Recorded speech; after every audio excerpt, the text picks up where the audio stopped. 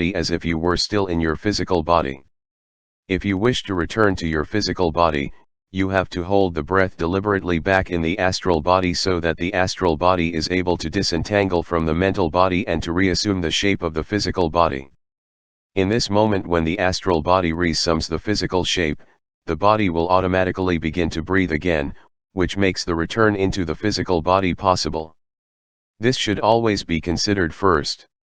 Being subject to very different laws, the mental body does not breathe in the same rhythm as the material body does in connection with the astral body. Only if you have become accustomed to the astral and the mental body going out from and returning to the physical body, so that you can do so as often as you please, considering the precautionary measures with respect to your breathing, only then are you truly able to withdraw successively from the physical body. In the beginning of this preliminary exercise, do not stray far from the side of your body.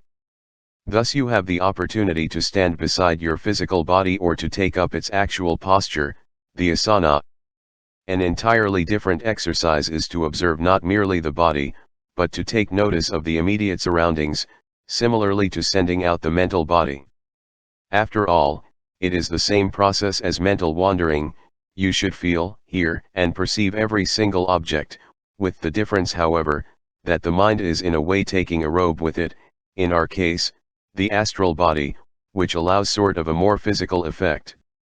Supposing you will pay a visit somewhere in your mental shape only in order to observe an event that might cause a good or bad psychic sensation, you can neither perceive nor feel it in your mental body, nor can you be influenced in any way.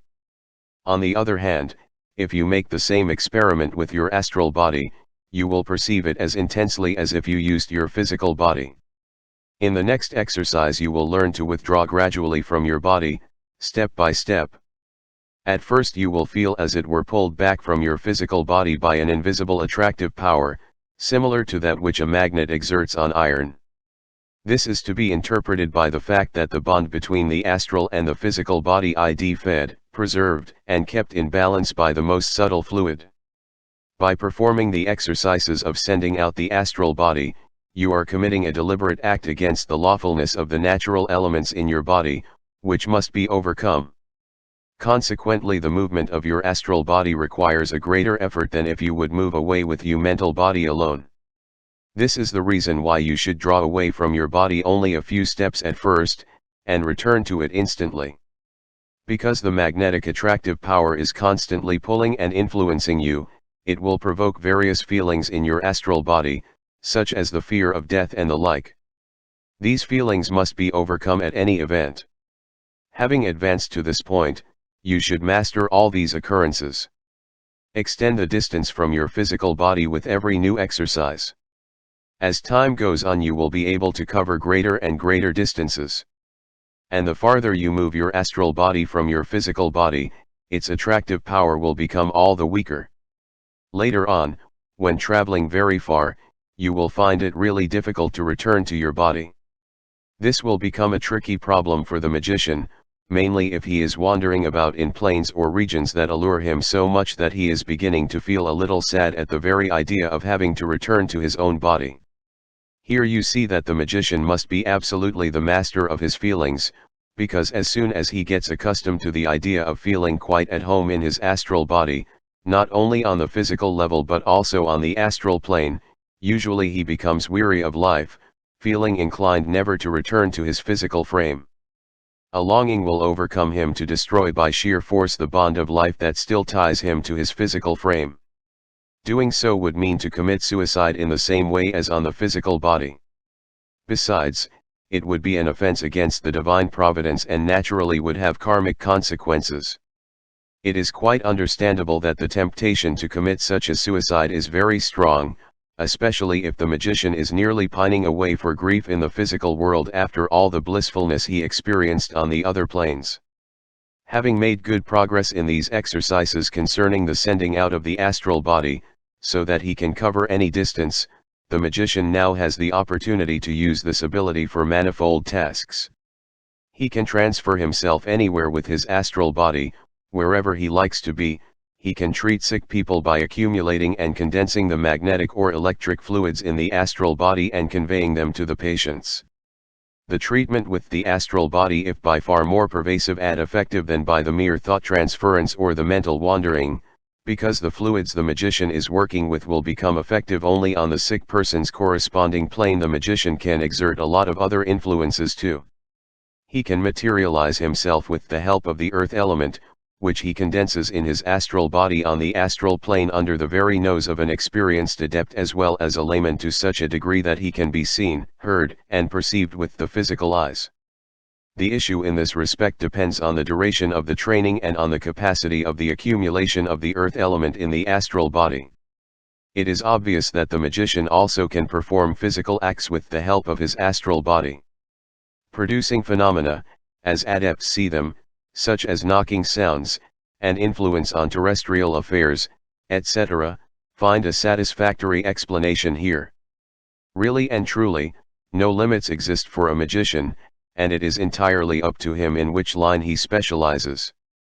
In any case, he knows exactly how to manage all these things, such as how to condense only one part of the body, i.e., one hand, while the rest remains astral.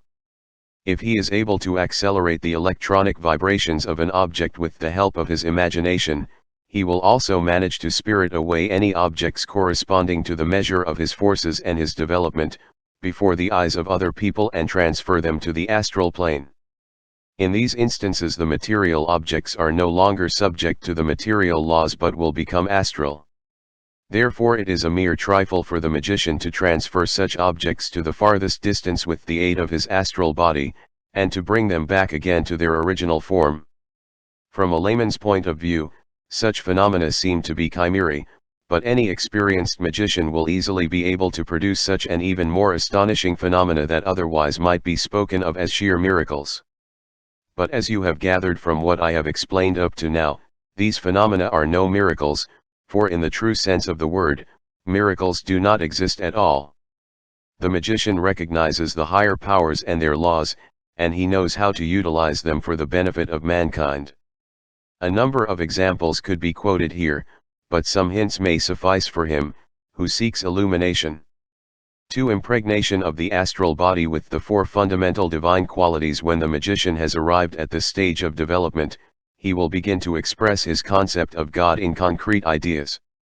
The mystic, being trained in one side only, or a yogi, etc., sees in his deity nothing else but a mere aspect to which he renders worship and adoration. The truly wise adept, who always considers the 4 elements in his development, will represent the concept of God in 4 aspects according to the laws of the universe, namely, the omnipotence, corresponding to the fire principle, the omniscience and wisdom belonging to the air principle, the immortality with the water principle, and the omnipresence with the earth principle. On this level, it will be the magician's task to meditate about these 4 divine ideas, aspects, in turn. Deep meditations enable the magician in a way to ecstasize directly with one of these divine virtues, fusing with it in such a manner that he feels himself to be the virtue in question. He has to experience the same will all the 4 virtues of God. The arrangement of the exercises is his own business.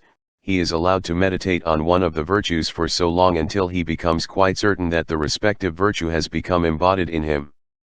He may perform the meditations according to this spare time, in the manner that, through meditation he recalls all the virtues in turns, in one exercise. The meditation has to be so profound, so pervasive, and so convincing that the astral body becomes, as it were, identical with the virtue.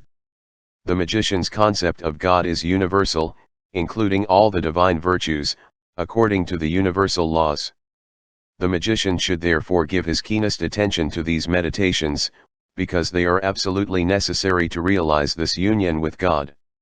As soon as he is able to form an exact idea of these 4 divine virtues, after long meditation, he has ripened so far as to establish that connection, the practice of which will be described in the last step of this lecture. These mediations are producing a kind of deification of the magician's spirit and soul, and finally they will influence his body in an analogous way, enabling him to establish the union with his God, which is the sum and substance of this training course. Magic Physical Training. 9.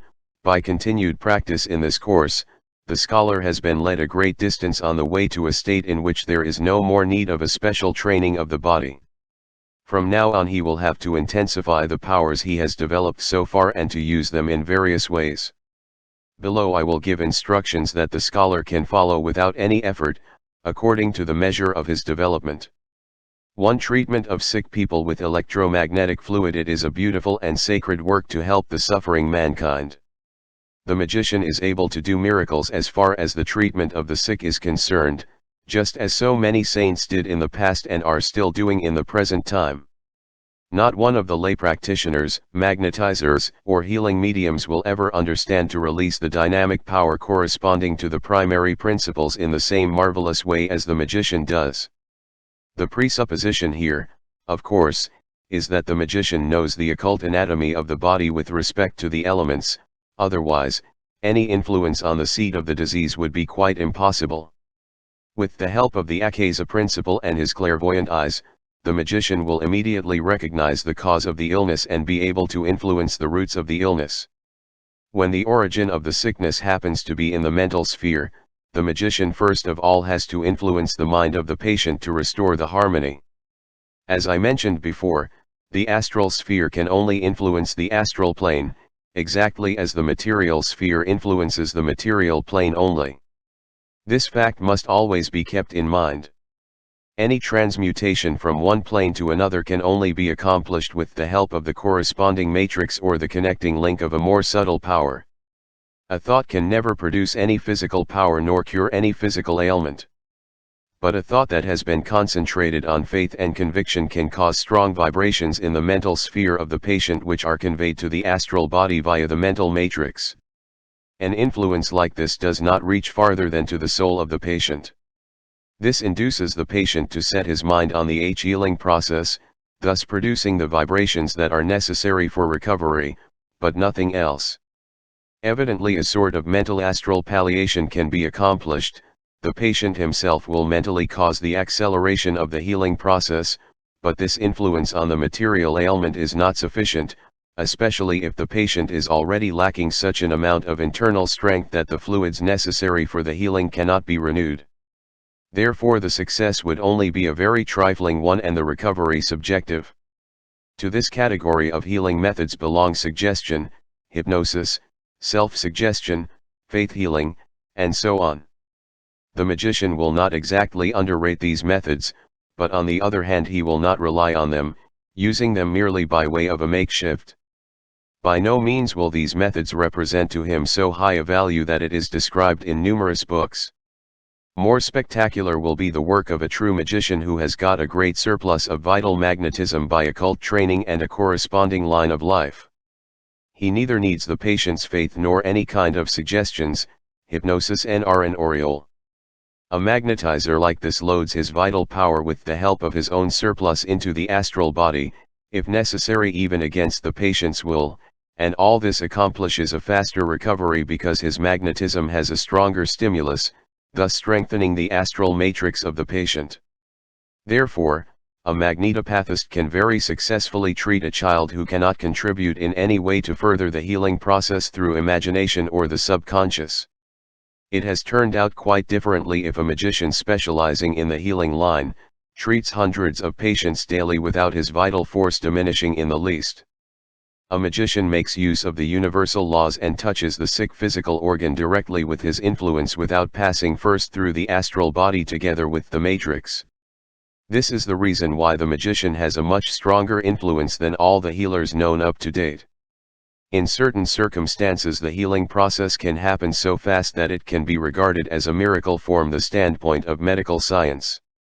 I do not intend to prescribe any general rules to the true magician for the treatment of the sick, because I am sure that he already has his own personal method of working based on the laws he learned. It will be sufficient to give a few useful hints to him. The magician works with the willpower and the imagination, when the patient suffers from a mental weakness or disturbance, and the harmony has to be restored. Here the magician has to be fully aware of the activity of his spirit, so that not his astral or physical body, but his spirit alone activates the influence. Therefore the keenest attention has to be paid to the spirit, body and soul must be completely ignored in order to intensify the effect from spirit to spirit. For example, if the patient happens to be in agony or in a deep state of unconsciousness, the magician will be able to bring the patient round again. If the cause of the disease is in the astral body, the magician will work with the accumulation of vital power which he impregnates with the desire of a complete recovery. He will convey the accumulated power from the universe into the astral body of the patient without allowing the vital power to go first through his own body. By doing so, the magician avoids any weakening of his own vital power and at the same time a mingling of the patient's morbid OD with his own. If the causes of illness are of physical nature, and if any organ of the body has been affected, the magician resorts to the elements and to the electric and magnetic fluids. If the patient happens to be of a strong constitution, the magician will work only with elements that will have a favorable influence on the sickness, thus, he will fight a fever with the element of water. The element concerned will produce the necessary fluids, electrical or magnetic, by itself, and a line of conduct, a regime, kind of breathing, herbs, baths, corresponding to the elements will be prescribed for the patient. But if the body of the patient has already become so weak that it is unable to accept the necessary element and consequently to produce the corresponding fluid, there is no other way out for the magician but to load the sick organ directly with the fluid. Here the occult anatomy according to polarization has to be observed carefully. Any organ performing the function of the magnetic fluid must never be loaded with the electric fluid in order not to harm the patient. In organs where both fluids are at work, the magician will do well to introduce the fluids successively. Supposing he wants to exert an influence on the head by fluids, he will load the forehead, the left side and the inside, the big brain, with the electrical fluid, and the back of the head, the small brain, with the magnetic fluid. If the magician works by passing his hands on the patient's body, which is quite a good expedient, but not at all necessary, he will perform this act in accordance with the fluid. With reference to the head, he will influence the forehead and left side with his electric right hand, and the back and right side with his magnetic left hand. A magician who is extraordinarily well trained in the healing practice will neither have to resort to any kind of strokes nor to passing his hands on the patient.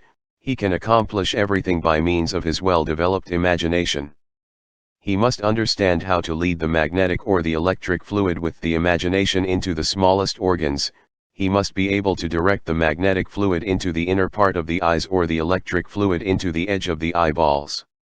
In this manner he will not only successfully treat many eye complaints, strengthen the visual power, but he will also be able to make the blind see again, provided that the blindness has not been caused by a structural defect. The neutral parts of the body are therefore to be loaded with the element belonging to the respective region of the body or with the accumulated vital power. It would not be too serious a drawback neglecting the neutral parts at all, because the irradiation of the fluids will influence the neutral points of the organs indirectly too. On the chance that not only one single organ is concerned but that the whole body has been affected, as in nervous disease, or diseases of the blood, the electric fluid has to be led to the entire right side of the body and the magnetic fluid to the left side. If the patient is not receptive enough after successive conveyances of both fluids to the body, the elements can be loaded in the regions of the body. Any extremely dynamic accumulation of elements in a sick body is to be avoided because the patient will not agree with such a stimulus. The most efficient magic healing process consists in successively influencing the patient's spirit, soul, and body accordingly. Based on the mentioned examples and the analogous universal laws, the magician ought to know how to proceed without a particular hint answering the question whether an expert and duly trained magician would be able to completely heal every kind of disease, even the most incurable ones. It may be said that the magician has in fact the possibility to cure even the most malignant illness, providing that none of the organs in the body is missing. But the magician will read in the book of fate, Akasa, how far he is allowed to intervene, because certain ailments depend on karmic conditions. The patient has to atone for this or that omission in his present or former life by suffering the illness. If, however, the magician feels a call to act as a means to an end, healing or alleviating the sickness or to cure it completely, which the truly wise magician can read in the Akasa too, he will work astounding miracles based on these instructions and considering the universal rules.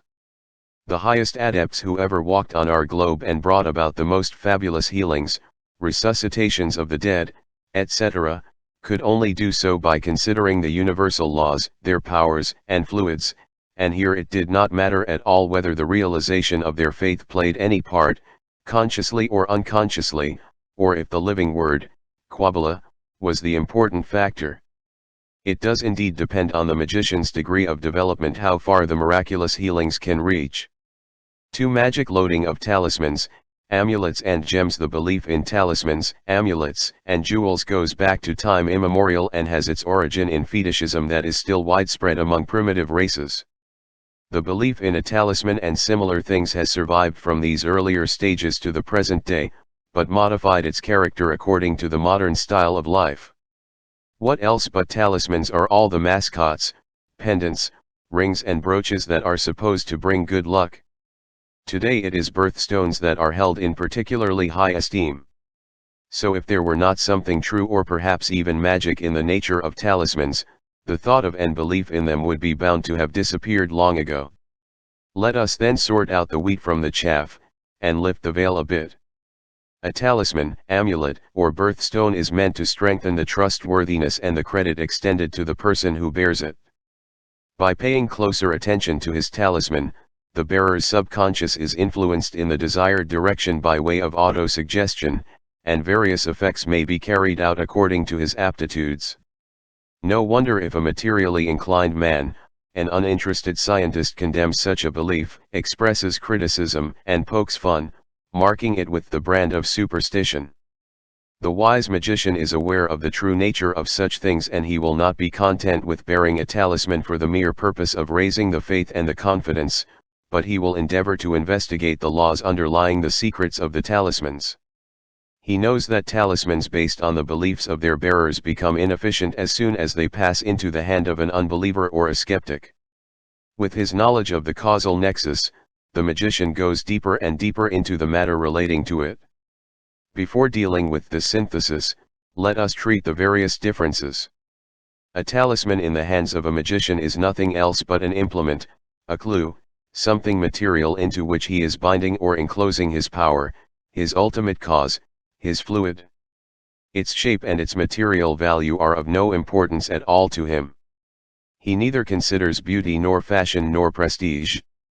It represents to him an object with the help of which, by binding his powers to it, he produces certain causes destined to liberate the desired effect irrespective of the bearer believing it or not. A pentacle, on the other hand, is a specific object, a talisman being in accordance with the laws of analogy concerning the desired strength, faculty, and cause. The magician has to consider these rules of analogy when he is producing and loading such a pentacle, which he will always prefer to the talisman, especially if he wants to communicate with beings of other higher worlds, no matter whether good or evil entities are concerned, genii or demons. An amulet again is a divine, or a holy verse from the Bible, a mantram, which is a sentence expressing the worship of a deity, written on parchment or paper.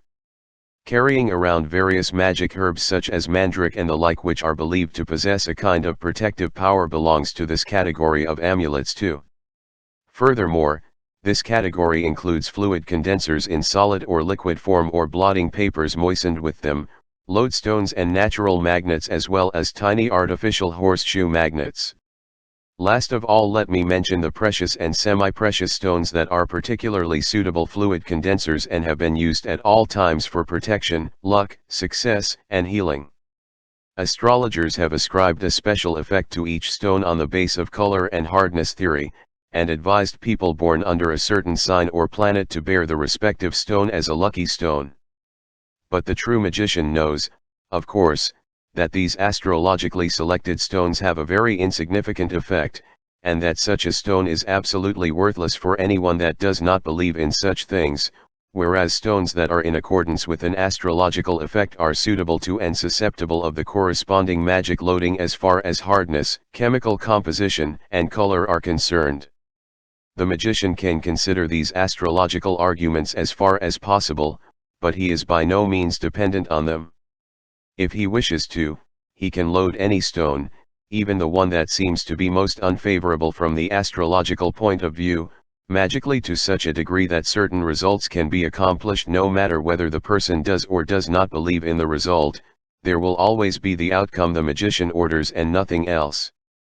Having interpreted the different kinds and variants of talismans, amulets, pentacles and precious stones, let me talk about several loadings, of which I am going to quote 10 kinds. 1. Loading with the mere willpower in connection with imagination. 2. Loading with the help of timed accumulation of the vital power and wish impregnation. 3. Loading by binding elementals, elementaries, beings due to accomplish the desired result. 4. Loading with the help of individual and traditional rituals.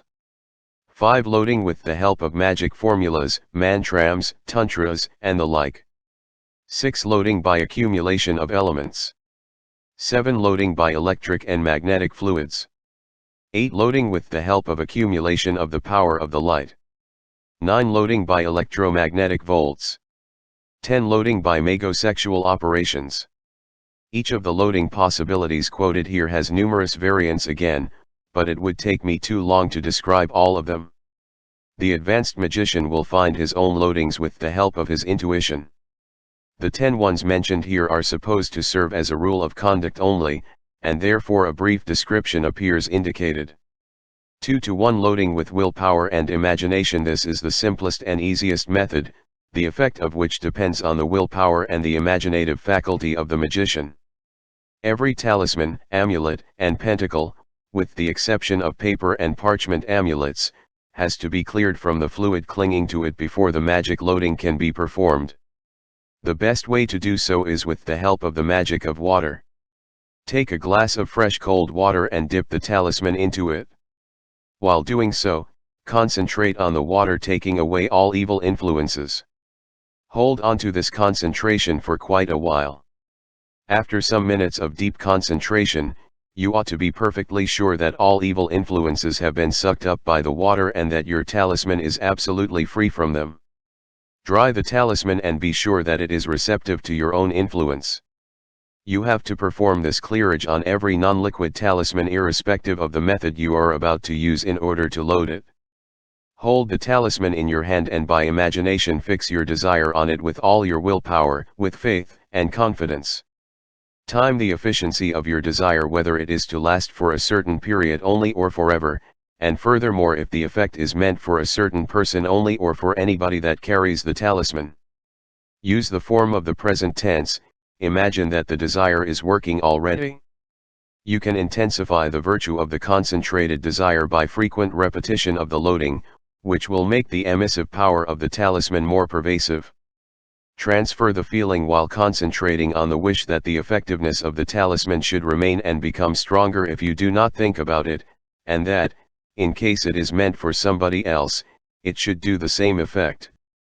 Provided that you loaded the talisman to the best of your knowledge and with the greatest possible force, it is ready.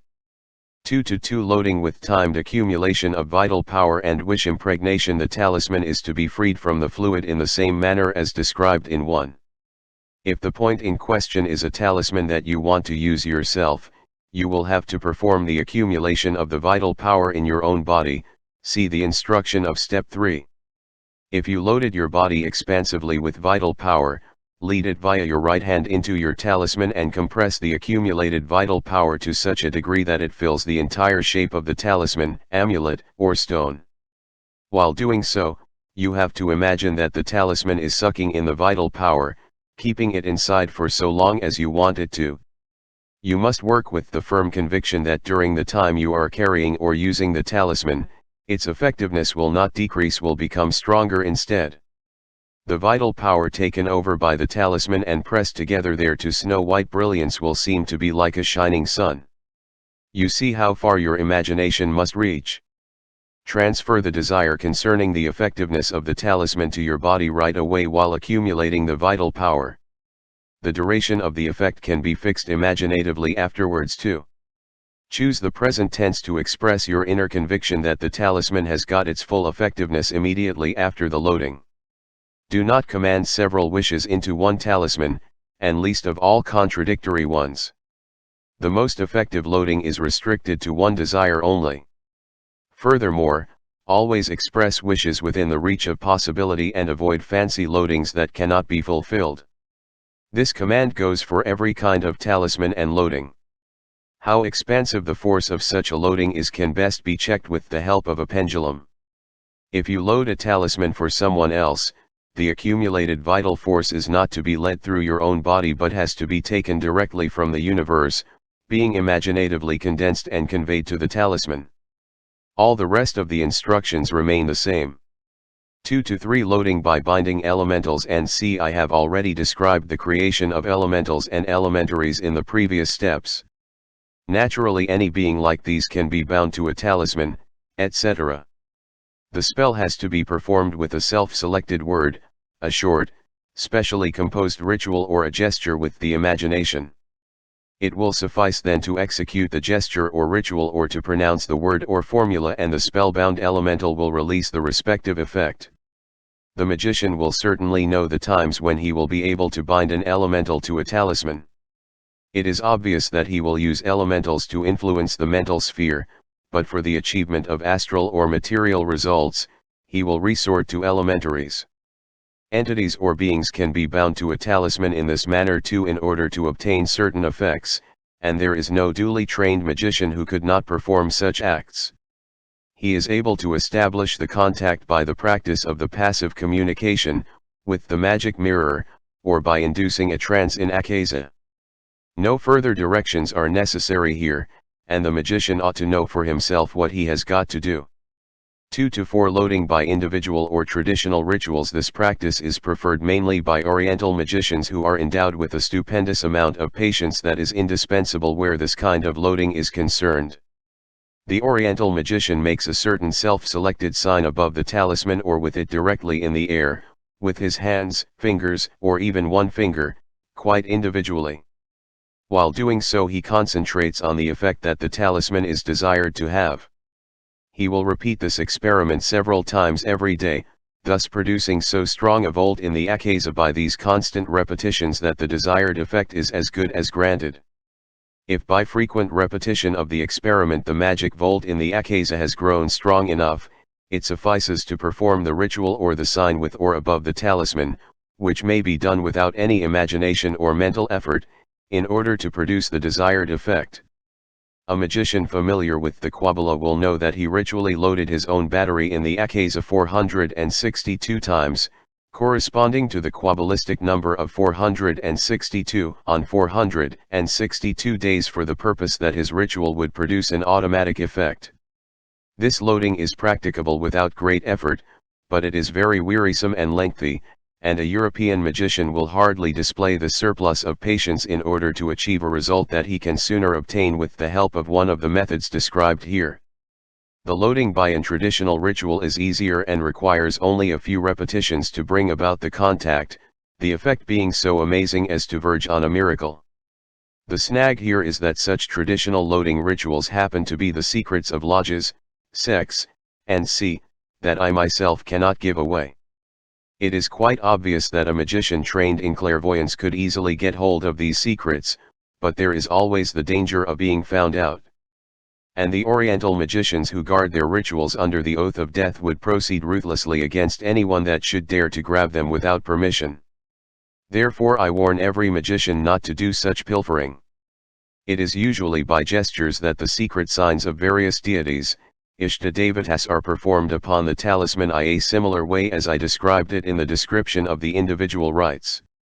No doubt, a loading like this has an extraordinary effect because this particular ritual is celebrated by hundreds of magicians, being handed down traditionally for one generation to the next. A member who has been declared to be mature is usually offered such a ritual as a sort of distinction. The grant of such a ritual, which at the same time establishes the contact with the corresponding battery, is called Ankur or Abhisheka in the Orient.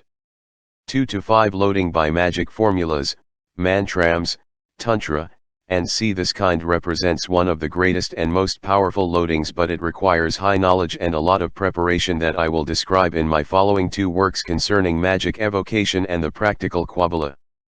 Therefore I shall restrict myself to a short remark only. The first kind of loading is realized by repeating a magic formula, and the desired effect is accomplished with the help of an entity selected for this purpose. The loading by mantrams is done by imagining or speaking a magic sentence in worship of a deity many times into a suitable talisman, japa yoga. The quality of the deity in question becomes materialized in this manner. It is absolutely certain that fabulous results can be compassed on all planes in this manner. A loading by Tantra is nothing else but the correct use of word magic, where certain cosmic powers are employed with the help of suitable letters, words, etc., regarding the cosmic rhythm, sound, color and quality. 2 to 6 Loading by accumulation of elements. This possibility of loading is offered to every magician who went through his practical training up to now. Supposing the magician wants a certain result to be achieved through an element principle, he will load the talisman or pentacle with the corresponding element. The loading itself happens in the same way as described in Method 2, by accumulation of the vital power, only excepting that the desired element is used instead of the vital power. For a personal use, the accumulation takes place in the own body, but for other persons it is done directly from the universe. For example, if one element is difficult to master, the opposite one is to be used for screening with the help of a loaded talisman. Many other results can be accomplished through the elements, and a magician who is absolutely perfect in mastering the elements will intuitively compose the desired variants himself. 2 to 7 Loading with electric or magnetic fluid. One of the most powerful loadings consists in using the electric or magnetic fluid. When the talisman is supposed to protect something, to screen it, to irradiate it, or to develop any kind of activity, one will mainly use the electric fluid, but if it is to produce an attractive power, to bring about sympathy, luck, or success, the magnetic fluid will be employed. The manner of loading is exactly the same as previously described, but if the point is a talisman for personal purposes, the accumulation is performed in the corresponding half of the body only, not in the whole body. The magnetic fluid is accumulated dynamically in the left half of the body and projected through the left hand into the talisman. In the matter of the electric fluid, it will be the right side, and the projection takes place through the right hand. 2 to 8 Loading with accumulated light power. To achieve subtler spiritual effects such as the enhancement of different occult powers, intuition, inspiration, etc., a talisman is loaded with condensed light power. The loading is executed in the same way as the accumulation of vital force, with concomitant desire impregnation, timing, and so forth. The light pressed together in the talisman is like a sun that shines brighter than ordinary daylight.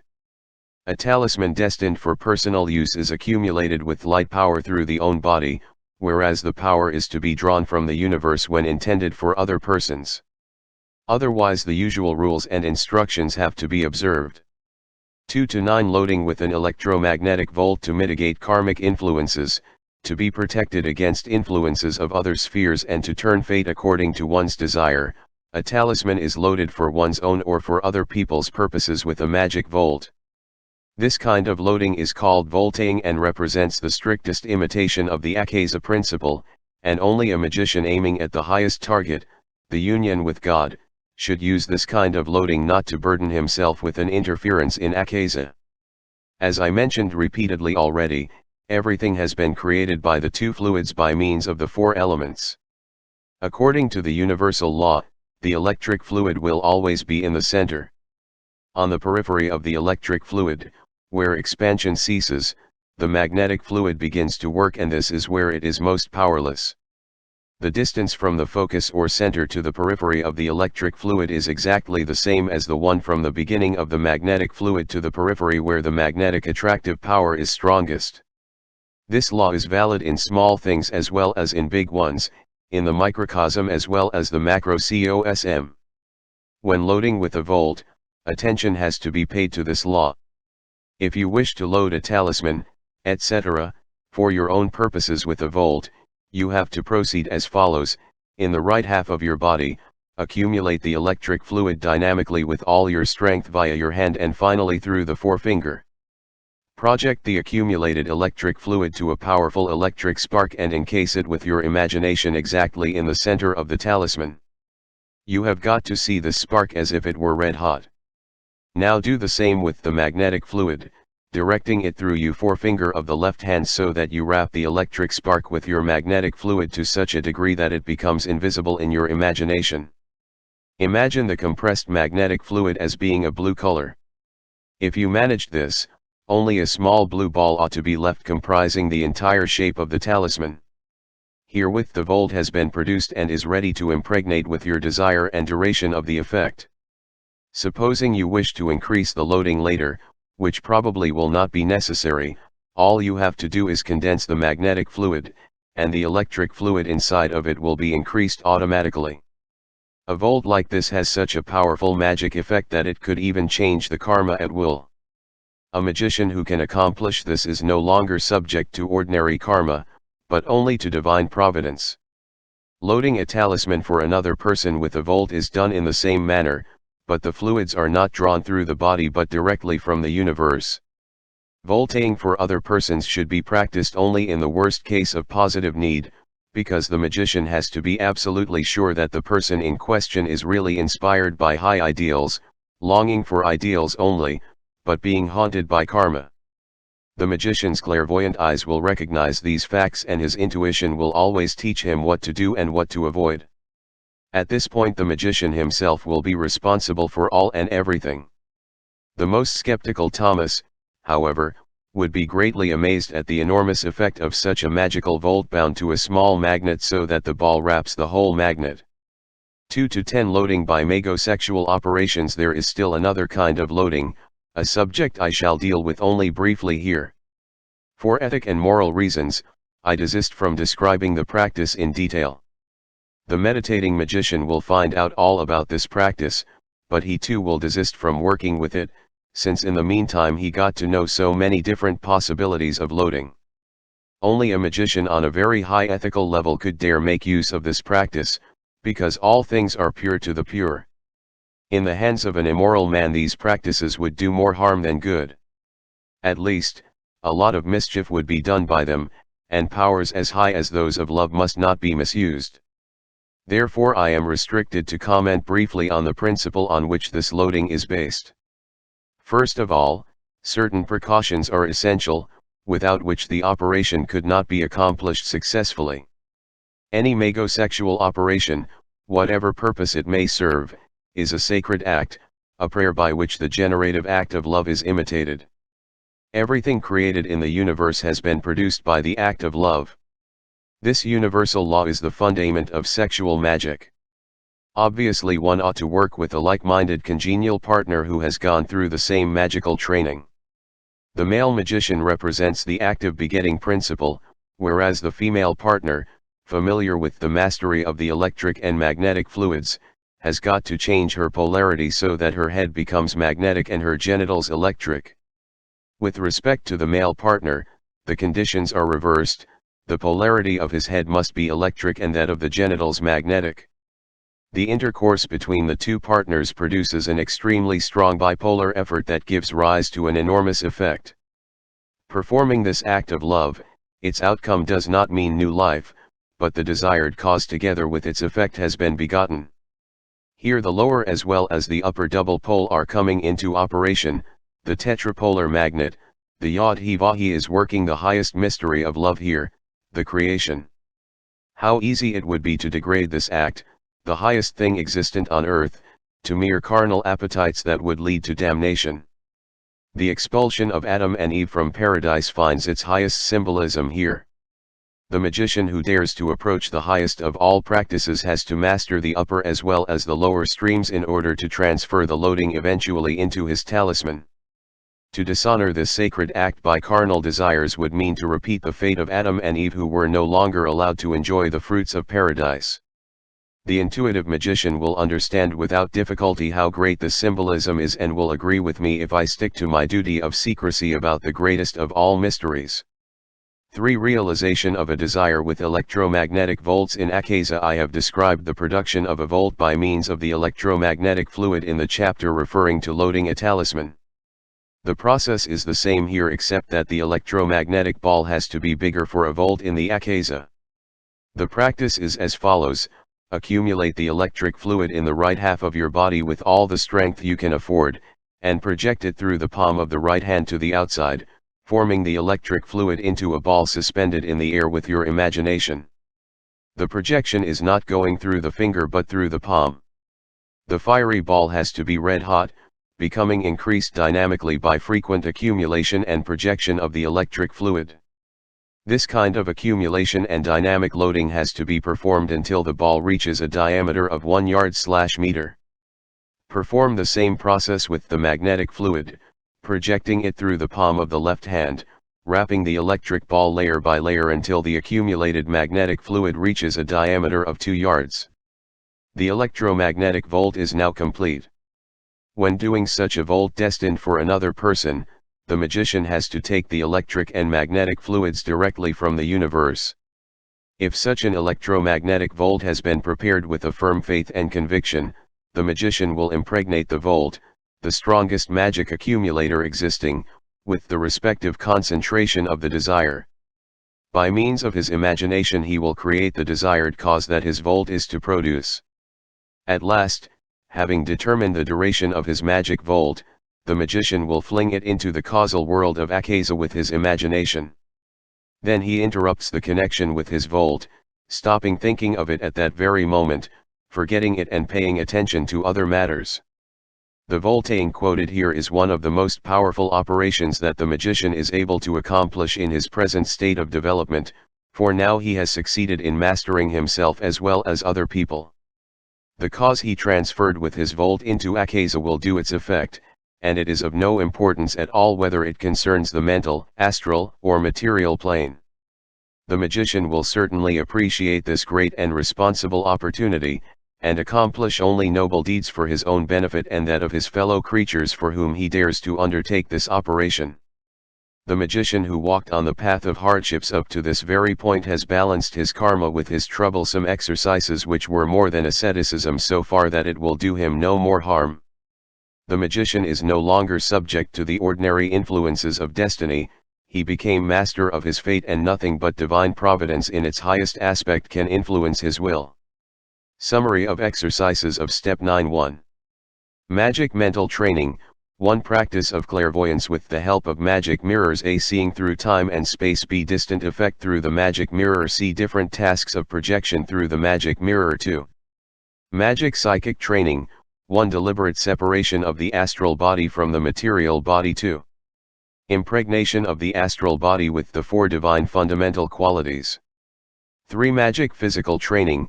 1. Treatment of the sick with the electromagnetic fluid. 2. Magical loading of the astral body with the 4 divine fundamental qualities. 3. Wish realization through electromagnetic volts. End of Step 9. Step X. Magic mental training. X. Before the magician begins to follow the practice of the 10th and last step of this course, he may look back attentively and make sure that he achieved the positive realization of all he has been taught up to now. If that is not the case, he must try to make up for all he is still lacking and must go to any length for developing every faculty completely. Any kind of haste or hurry with respect to his development is useless and will work out awkwardly later in his magic task. To avoid disappointments, the magician is advised to take a sufficient amount of time and to work steadily but systematically. He must realize that this last step really represents the end of his magical development with respect to the first tarot card, and that he ought to be prepared for the higher magical tasks that I am going to describe in the following 2 works, The Practice of Magical Evocation and The Key to the True Kabbalah. If there were gaps in his schooling, he would never be able to control the higher powers. It is certainly not important whether he will finish his course a few months sooner or later. The main point will always be to keep his aim in mind and to advance steadily to the goal, the lofty heights of God cognition. Looking back to his actual development, the magician will realize that he has already covered a good distance on the path of his perfection, even more than he had supposed to, but he has to know that all this is but the thin edge of a wedge. Meditating on the fact how much knowledge and experience he has still to store, he will bow in a spirit of great reverence in front of the divine fount of wisdom. There will be no more pride or ambition nor superciliousness, to say nothing of bad qualities in his heart, for the deeper he penetrates into God's workshop, the more humble and receptive he will become. The first task that the magician is facing in the 10th step is to win his way to the knowledge of the sphere of the elements. With his mental body he will visit the different spheres of the elements, transfer himself to the kingdom of the gnomes, or earth sprites, afterward to the kingdom of the water nymphs. He gets to know the kingdom of the fairies and finally that of the salamanders, the so-called kingdom of fire. To a non-magician all this will be rubbish and he will regard it as a utopian idea.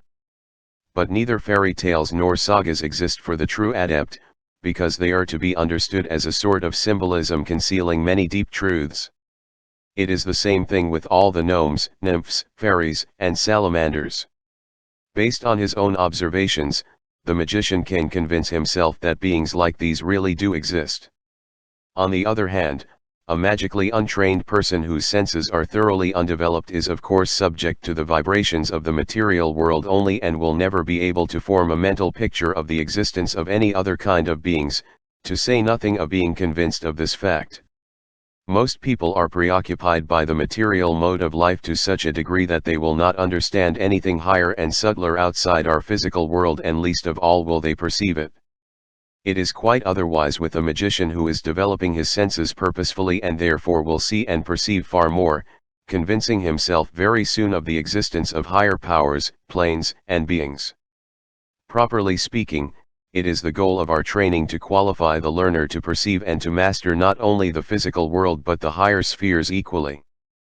But let us stick to the practice and consider what can be done to reach the world of the elements. In the previous chapters we learned that there is a kingdom of elements populated not only by the element itself, but by the corresponding beings too. Then what is the difference between a human being and an elemental being? The human being consists of 4 and 5 elements respectively, and is ruled by them, whereas an elemental being is composed of the purest element to which it belongs. According to our estimation of time, the duration of life of such a being probably is longer, but it has no immortal spirit. As a rule such a being is resolved into its element again. Let us disregard the description of details for a while, because the magician will learn everything by practical experiences. He will be able to do so by transference of his spirit. The magician is bound to understand how to transfer himself to the kingdom of the elements to contact the beings there. Later he will even manage to rule over these beings. In my next work, entitled The Practice of Magical Evocation, I shall treat the problem of summoning such beings to come to our material world. First of all, the magician has to realize that the kingdom of the elements has nothing to do with our material world and that consequently he cannot transfer himself there without being qualified to do so. On the other hand, an elemental being can come to an understanding only with a Kong-enur, a fact that ought to be considered most carefully. A bird is well matched only with another bird. In the same way, an elemental being will have an understanding only with a congeneric being, i.e., a being of the same element. Provided it should like to come in contact with another being, it would be bound to adopt a human form and human qualities to approach man in the form of man.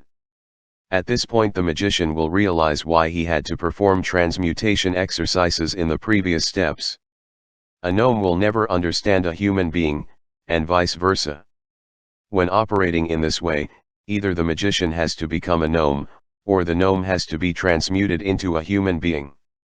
Consequently, wishing to enter the kingdom of the earth sprites, the magician will have to take the shape of a gnome.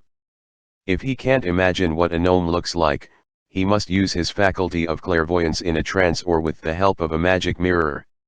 He will notice that gnomes are very tiny sprites, similar to the brownies described in fairy tales. Generally they are portrayed as dwarfs with long beards and caps, with long hair, bright eyes, and garbed in little cowls. Such and similar will be the appearance of the gnome the magician will see in his magic mirror. He will also notice that every sprite is carrying a little lamp of different luminous force in order to find his way in the subterranean kingdom. If the magician has convinced himself of the gnome's shape, he only has to mentally take the shape of a gnome. Moreover, he must identify himself with the earth element, i.e., load his whole shape with the earth element without any accumulation. Now the magician has to imagine nothing else but to sink down into the subterranean realm of the earth. Suddenly he will feel deep darkness surrounding him everywhere. His imagination forms a lamp illuminating the darkness with its bright light. At first he will not discern very much, but by repeating this experiment several times his eyes will become accustomed to this dimness so that he will discriminate beings in his own shape wishing to contact him. After a lot of attempts he will see the sprite folk more distinctly, he will even have the opportunity of seeing them diligent in their business. But be on your guard against speaking to them. Do not ask a question before any of the sprites has addressed you. It may happen that in the course of their work the magician has watched something that he might be tempted to criticize. He may be cautioned against doing so, for the earth sprites would overpower him instead of his bringing them under his control, which ought to be the purpose of this experiment. In such an occurrence it might happen that by their various magical tricks the gnomes could captivate him by means of the element so that he would become a gnome himself, unable to return to his own body. Then after a certain time the mental bond between the astral and the physical body would break asunder, which would mean the physical death. In such a case a medical expert would find out death from heart attack and nothing more. But the magician who has obtained the necessary control in the course of his magical training and considers this law has nothing to fear. On the contrary, as soon as the gnomes begin to talk, they see in him a being higher in rank and superior to them and will try to make friends with him. This law forbidding you to address gnomes first is meant only for the first visits. Later on, if the sprites are convinced of the magician's superiority in willpower and intelligence, they will enjoy it and become his most obedient servants. The earth sprites are nearest to man and like to serve him, especially if they recognize his superiority. Visits to the kingdom of the gnomes would be repeated as often as there is something new to be seen. He can learn a great deal from the gnomes, and not one book in the whole wide world can reveal so many secrets about the subterranean kingdom to him as he can hear in the world of gnomes. For example, the magician can get a great deal of knowledge about the power and the effect of different herbs, he can learn how to achieve a magical spell on certain stones, he can be informed about hidden treasures and other strange things. He will be witness of everything that happens and exists below the surface of the earth, such as springs, coal, minerals, etc. The magician may learn several magic tricks that can be exploited through the earth element.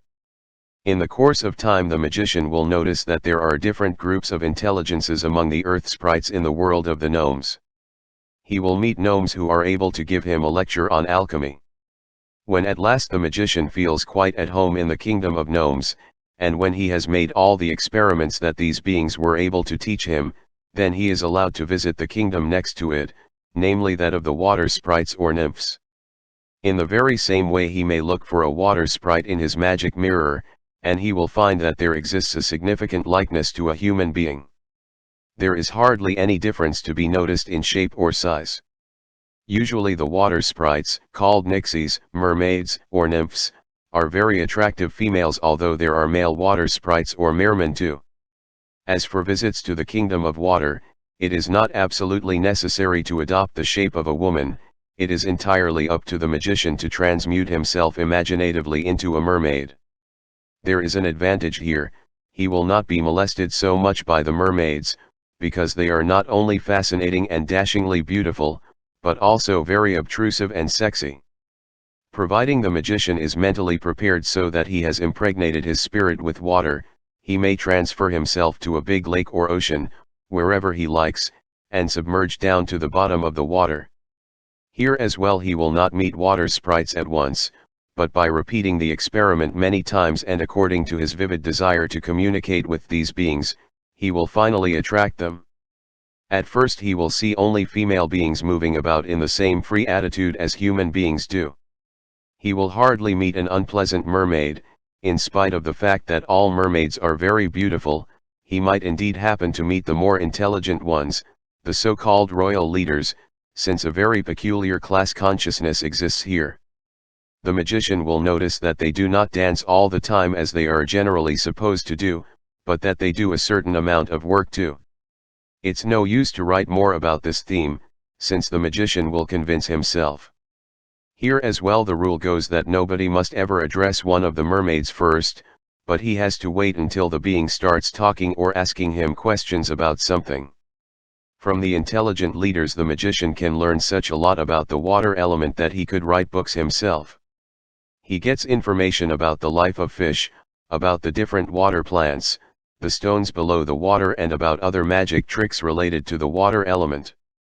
But beware of the beauty of these beings. The magician is seriously warned not to fall madly in love with a mermaid and not to lose his balance.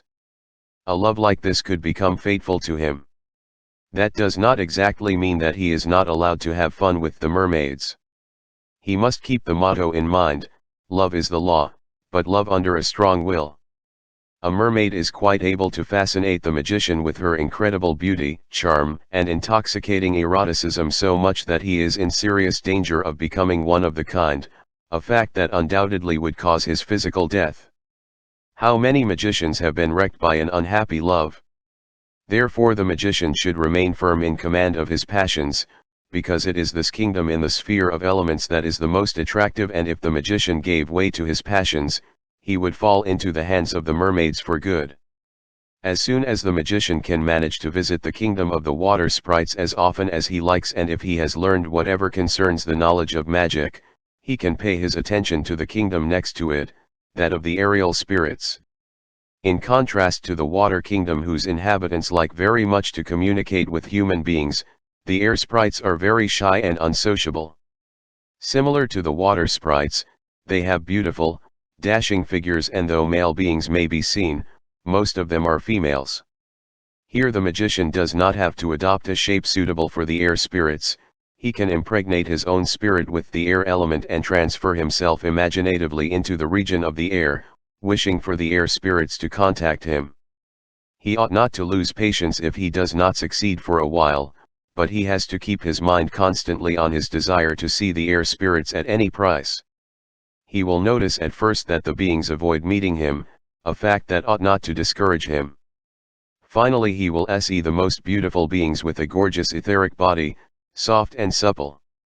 The magician must mentally imitate the air spirits by moving about as if floating in the air. Not long from now, the air spirits will address him. Here likewise the magician is cautioned against addressing any of the beings first, lest the same ill fate should befall him as previously described. If after repeated experiments the contact with the air sprites has been established, they will inform the magician about whatever concerns the air element. He will be taught many magic secrets and practices of which no man living would have the least inkling.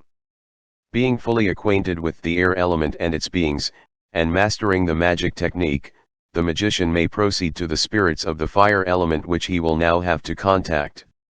These beings have a certain likeness to human beings, but they are rather odd in some ways, and it is therefore advisable for the magician to get an impression of these beings with the help of a magic mirror. He will notice that the fire spirits have a much smaller face than men and an extraordinarily long and thin neck.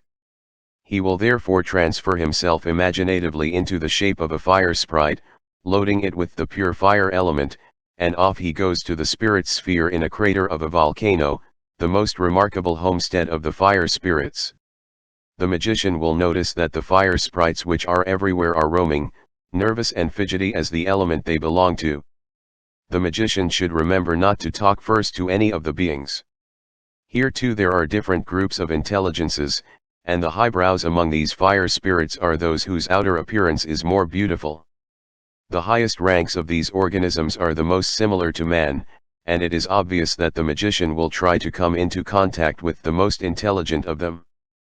As for the practice of magic, he will learn a great deal about what can be accomplished with the fire element. If the magician is now sufficiently acquainted with the fire spirits and their leaders in the crates, so that they taught him all he wanted to know, he may be allowed to visit those fire organisms that live in the deepest center of the earth and have a more profound knowledge. Not before having exhausted all possible sources of information about the fire element may the magician regard himself as sovereign of all the elements.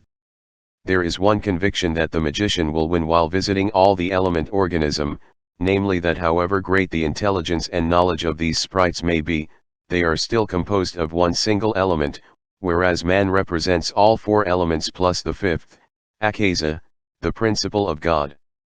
Now he will understand why the Bible says that man is the most perfect of all beings, created by God in his own image. This is the reason for the discontent of all the elemental organisms at the sight of man's immortality, toward which all of them feel envy. It is understandable that each elemental being seeks to obtain immortality, and that the magician is in a position to bestow such an opportunity on them. Unfortunately, it is not possible for the time being to particularize how all this is brought about, but by now it can be taken for granted that the magician will intuitively find out all by himself. It is obvious that the magician will transfer all the experiences made through his contact with other creatures into his memory, into the physical body, and he will be able to use these experiences in practice on the material plane as well. A magician like this will be able to execute the most astounding performances of the magic of nature. After the magician's further progress in profoundly knowing and practically controlling the four elemental kingdoms, he may try to come into contact with his spiritual leader, his guru, or genius. As mentioned previously with respect to the passive communication with the world beyond, divine providence has given man a guardian angel or genius directing his mental development and watching over it. Here for the first time man came into passive contact with his genius. But thanks to his clairvoyance, he could see his genius whether in trance or in his magic mirror if he wished to contact him. But now he has advanced so far as to establish a visible connection with his genius on the mental plane. The practical performance is not difficult, provided the genius did not make himself known already to a magician while mastering the mental wandering. The practice of the visible connection with the genius needs only one thing, that is, to stand upright and to feel imaginatively grasped and carried off with a whirling motion into the air. Instead of being whirled into the air, one can imagine oneself being light as a feather and being pushed of the earth. This is left to the concentration of every individual. After several attempts the magician will find out for himself which method is best suitable for him. If the magician thus ascends mentally, he will climb higher and higher until the earth looks like a small star, and while being completely removed from the globe and floating in the universe, he concentrates on the wish that his guide might appear before him or that he might be drawn toward the guide. If not instantly, then certainly after some trials, the guide, or guardian angel or whatever you may call him will become visible to the magician. The first meeting with his spiritual leader will make a deep impression on the magician, since henceforth he has the opportunity of mutual intercourse from mouth to ear. First of all he will ask his genius when, how, and under what conditions he can contact him at any time. Every scholar then of course has to obey the instructions of the leader. From now on the guru is taking over the magician's guidance. As soon as the connection with the guru has been established, the magician will enter the last phase of his mental development, and as the physical world has nothing more to offer him, he will visit other spheres. He will manage this in the same manner by ascending straight as a dart from the earth, concentrating on the sphere his wishes to visit, and according to his will, being attracted by the sphere. As there does not exist any perception of time and space for his spirit, he can visit any sphere instantly, either alone or in the company of his leader. According to the Kabbalistic tree of life, he will reach in turns, first the sphere of the moon, next the one of Mercury, then that of Venus, of the Sun, Mars, Jupiter, and finally the sphere of Saturn. On all spheres he will meet the organisms living there, and he will learn to know all about their laws and secrets. If the magician has gone so far as to be able to visit the universe, that is the spheric planetary system of the organisms, and to master it, his mental training is completed. He has grown to be a perfect magician, he is a brother of the light, a true adept who has achieved a great deal but not yet all. Magic Psychic Training, X. In the theoretical part of this course I alluded to the notion of God, and the magician who has made appreciable progress in his development can start on the meditation of this concept of God. Before he begins to work through this last chapter of his development, he has to examine whether or not he is already mastering the psychic training of all the previous steps, whether he has accomplished the magic balance and ennobled his psychic personality to such a degree that the Godhead can live in it. Many religions talk about the practical connection with God, giving expression to the personal point of view that this connection can be established by addressing God in the form of a prayer, of adoration, or of giving thanks to God. The magician who has trodden the stony path of development up to here is not at all satisfied with a statement like this. God for the magician is the highest, most true, most lawful concept that exists. For this particular reason, right at the beginning of his initiation, the magician learned to respect this lawfulness regarding the universal laws, and he did observe it, since the conception of God has to be interpreted as an outcome of this universal lawfulness. Whichever spiritual group the would-be magician belongs to, whatever his creed or path to initiation may be, without exception he has to respect this universal lawfulness in his conception of God. The Christian will worship our Lord Jesus Christ as his highest ideal, attributing to him the four fundamental qualities or basic aspects that are manifest in the omnipresence.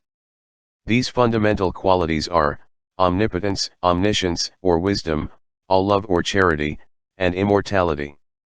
The magician will not regard his Christ as a manifestation endowed with only one quality, but regarding the universal laws in analogy to the four elements, he will revere him as the highest divinity. The same may be applied to the followers of Buddhism or any other religion. Provided the magician works correctly after having matured in magic, he will establish his God principle on these four fundaments with their basic qualities corresponding to the elements, and these four fundamental aspects of his deity will represent his highest concept of God. The concept of his God does not have to be linked to any person alive or past, it also can be expressed in a symbolic way. Fundamentally it is absolutely the same thing whether the magician thinks of Christ, Buddha, a Devi, a sun, a light, or a flame as a symbol of his supreme Godhead. It is not the imagination that matters here, but the quality that he imputes to this imagination. In any case, no matter what the religious faith or ideology, the imagination of God has to be the highest, the dearest, the most precious and the most venerable of all things above which there cannot be any kind of super-God. The communication with his God can be effected by the magician in four different ways, 1 in the mystical passive manner, 2 in the magic active manner, 3 in the concrete manner, and 4 in the abstract manner. The true magician ought to be master of all these four methods, and it is left to him which of them he will choose for his future permanent connection. The mystical passive manner of unity with God is a privilege granted to most of the saints and all the believers to whom the divine principle manifested itself somehow in ecstasy. As the magician does not know in which form God will manifest to him, the kind of manifestation will be expressed according to his religious faith. In the instance of a Christian, this may happen in the form of a symbol such as a white dove for the Holy Spirit, in the person of Christ himself, or in the shape of a cross. All this is, however, of secondary importance. The main point is the quality of the divinity that manifests itself to the respective person. How strong and pervasive this manifestation of God to the individual will be depends entirely in the measure of his mental and psychic maturity. This kind of manifestation will be experienced by all persons in whom a state of bodily rapture or ecstasy has been produced by deep meditation or by prayers. All the mystics, theosophists, bhakti yogis, etc., regard this kind of manifestation of God as the attainment of their aims.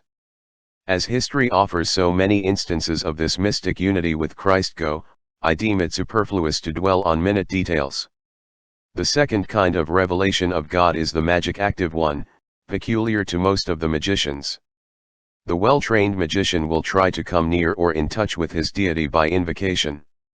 This kind also may be spoken of as a form of ecstasy which, however, in contrast to the previously described concomitant manifestation, is being produced deliberately, step by step. In this kind of manifestation, which is the interior, the spiritual part of the magician rises up to God halfway and the later comes to meet him halfway down. This invocation of the deity in the magic active manner is a theurgic or a real magic form which a magician is allowed to use only when he has gained the right measure of maturity. The manner of invocation is absolutely individual because there does not exist any concrete method. The mystic passive as well as the magic active invocation of God can again be carried out in a concrete or an abstract form. The concrete invocation imagines God in a certain shape, whereas the abstract invocation is based on the imagination of the abstract idea of the divine qualities.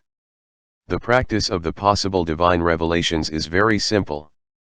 Supposing that the magician is meditating in the Akasa principle, that is in a state of trance, about God and its qualities, and when the expected symbol of God makes its appearance during this meditation, then one can speak of a mystical passive kind of revelation.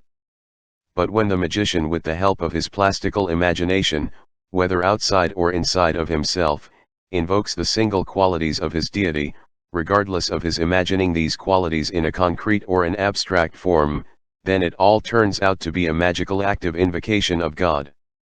He whose development has reached this point can attain not only to the mystic passive, but also to the magic active union with God. I prefer the methods of the concrete and abstract forms that can be managed by every magician. An excellent exercise preliminary to the concrete manifestation of the respective deity is to put a picture, a figure, or any symbol of the respective deity in front of you. Sit in the Asana posture staring intensely at the picture until an effigy of God appears before your closed eyes. While staring at the picture of the Godhead the magician is worshipping, he can perceive it afterwards on any white surface nearby. The visualization of the Godhead is an excellent prelude, allowing the magician to make the image of God appear before him. This preliminary step is to be repeated until the magician is able to imagine his deity as being alive at any time in any position at any place without the slightest effort. Then he can combine the picture he imagines with the corresponding divine qualities. At first he will not succeed at once in coordinating all the four fundamental divine qualities he has been meditating about in the previous step with the picture in his imagination. He will therefore concentrate on one quality after the other. The concretization of the divine quality in the imagined picture is very important and has to be repeated many times until the magician's deity actually can be perceived by him as endowed with the four fundamental qualities. If the magician achieved this, he must imagine the object of his adoration not as a mere picture, but as a living being, acting, irradiating with such an intensity as if his personal God were standing real and alive in front of him. This is the so-called concrete union with the Godhead outside the own self. The more frequently the magician follows this method, the stronger and more effective will be the visual and sensuous deity before him. When he feels to have put all he knows about God's conception and realization into the object or picture of his devotion, then he may think of his living deity, which appears before his eyes with all the brilliance of the four basic qualities, as entering and filling his body, thus occupying the space of his soul. This has to be repeated by the magician until he feels the Godhead so strongly in himself that, losing his personal consciousness, he gets the sensation as if he were the deity he had imagined. By frequent repetition repeating this union with the Godhead, the magician adopts the qualities condensed in his imagination, and now it is no more the personal self that is acting through him, but his Godhead doing so. Thus he is experiencing the concrete union with God, union with his personal God, and it is no more his consciousness, his soul, or his spirit, but the manifestation of God's Spirit that is speaking through his mouth. Here the magician is uniting himself with his God, becoming God himself for the time of the duration of this unity, sharing all the basic qualities of the Godhead he is united with. The method of concreted union with God is of the utmost importance for the magic practice, since a magician ought to be able to contact any Godhead whatever, irrespective of the creed, in this manner. This practice is indispensable in theurgy as well as in the conjuring magic, as it is the only way for the magician to bring about the union with the Godhead at any time, forcing the lower beings to execute his will. It is evident that in this manner a magician can unite himself with the Godhead to such an extent that all the properties and powers indwelling the concreted Godhead that he is psychically united with become peculiar to him too, and continue being his qualities even though severed from the imagination. The adepts call such divine qualities magic capacities or powers or sthis. If the magician masters the performance of the concrete union with his Godhead, he is going to realize the abstract form of the unity with God. In the beginning he may link the conception of God to an auxiliary conception such as light or fire, but later on he must refrain from doing so, projecting nothing else but the quality first outside, then inside of the own self. The aspect of the divine quality has to be connected the organ corresponding to the elements, example omnipotence is experienced in the head, or love in the heart. By repeating this exercise frequently, one becomes identified with the abstract idea of God to such a degree that there is no need of any imagination of a region or a part of the body. Next, the four basic qualities can be combined into one idea that permits the introduction of the highest form of our conception of God. By repetition, God's manifestation is deepened so much that one feels oneself God. This unity with God must be so deep that during the meditation there is no God, neither within myself, nor without, subject and object being melted into one another so that there is nothing but I am God, or as the Indian in his Veda puts it, Tat Twamasi I, that thou art. Arrived at this stage, the magician has completed his magical development in the astral form, and any further exercises will serve the purpose of deepening his meditations and to strengthen his godliness. One communication with Godheads when the magician has advanced so far in his incarnation of God that he can communicate with any deity, any intelligence, with every higher divine being, then he is able to work in every sphere he wishes to, not as a magician but as a god. Herewith the magic psychic training of the last step has come to an end. I have nothing more to say to the magician in this direction, because he has become one with God, and anything he will express or order during his unity with God will be just the same as if God himself did say it. Henceforth he partakes of all the four basic qualities of the Godhead he is united with. Magic Physical Training, X. 1. Brahma and Shakti. He who knows other systems of initiation will find a certain parallel with my system, since all paths leading to truth must be the same. Let me mention here the Indian yoga system concerning the snake power that is in accordance with the systems of the Egyptian mysteries I have quoted. In Kundalini Yoga the scholar is exhorted to meditate on the Muladhara center, the seat of which is the coccyx, and to perform pranayama exercises there. If we look closely at the symbolism of the Muladhara Chakra, we shall find that the center has the shape of a yellow square with a red triangle in it. The center of it is a phallus wrapped 3.5 times with a snake. The Muladhara Chakra is the first, most primitive, and gross center that is symbolized by an elephant placed in a corner together with the respective goddess. This symbolic expression, called Laya Yoga in India, is unequivocal and means the key for the first stage of yoga. There are several explanations of this sign, but the correct one is that the square represents the earth, the triangle the three kingdoms of the material, astral and mental world, the phallus the generative power or the imagination, and the serpent the path and the knowledge. The fact is well known to the scholar that the earth principle is composed of 4 elements, and it does not need any comment. The growing yogi first has to learn to know and control the 3 worlds. Consequently, the Muladhara Chakra is nothing else but an initiating diagram corresponding to the first tarot card. Such an unsophisticated definition like this has never been given in India, and it is left to the scholar to find out by himself if he can master the Muladhara center, if he has accomplished the development corresponding to the Muladhara diagram on his spiritual path. The Muladhara Chakra also has been called the Brahma center because in this phase of development the yogi scholar recognizes Brahma as the Godhead in the most subtle manifestation. Brahma is the eternal, the inscrutable, the universal, the indefinable, the steady, and the calm, and therefore the positive part. Brahma does not create out of himself, but all that has been created has been done so by his Shakti, the female principle. Shakti in the Muladhara Chakra represents the serpent winding round the phallus and using the imagination, its creative power. A lot more could be said about this center, but the experienced magician will be satisfied with these hints to understand that a parallel exists between religious and initiating systems. Consequently, the Shakti or Kundalini power represents the imagination that the magician has to develop systematically. Casting a retrospective glance at our entire developmental system, the magician will certainly find that it is just this creative power of the phallus, namely the imagination and its development, that are playing the main role in his training.